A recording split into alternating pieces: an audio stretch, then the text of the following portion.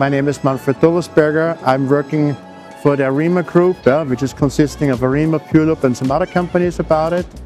My role in the organization is inside mainly, let's say, to find new applications and develop, let's say, the machines for these applications for that area they're inside.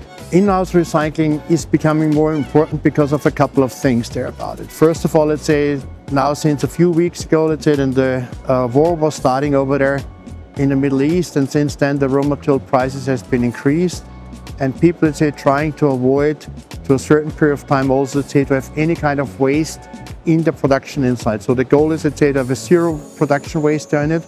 And of course, nowadays, let's say, we're going to get more and more difficult materials, different applications, different challenges coming up to us, because, let's say, recycling is an important factor. Brands like, let's say, the big supermarket chains, or, let's say, brands from the textile industry pushing more towards this inside to have zero waste in their production.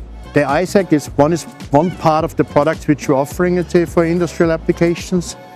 The ISEC is relatively simple, let's say. It's a very simple machine from the operation point of view. Since, let's say, we're discovering over the last years that the skillfulness of the people, let's say, in the industry is dropping a little bit more and more and more.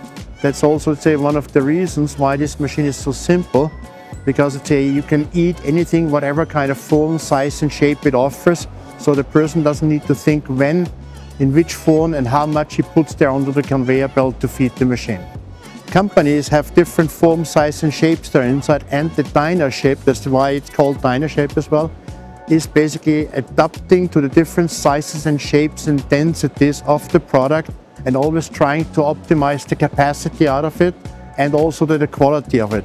So the machine is self-optimizing, means even more uneducated people can run such a machine, because the best people in the production areas are not running this machine. They're running production machines, and not the qualified people say are going to do that.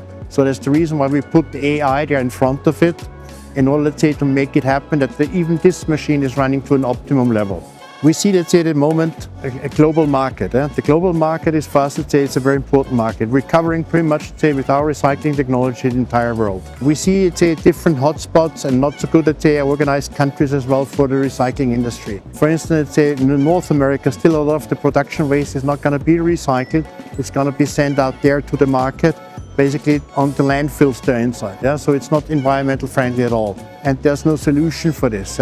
So we're trying, let's say, to cover nowadays the entire market for in-house applications and give everyone the chance that he can recover his own scrap and refeed it back inside, so we're not going to go to the landfill with that.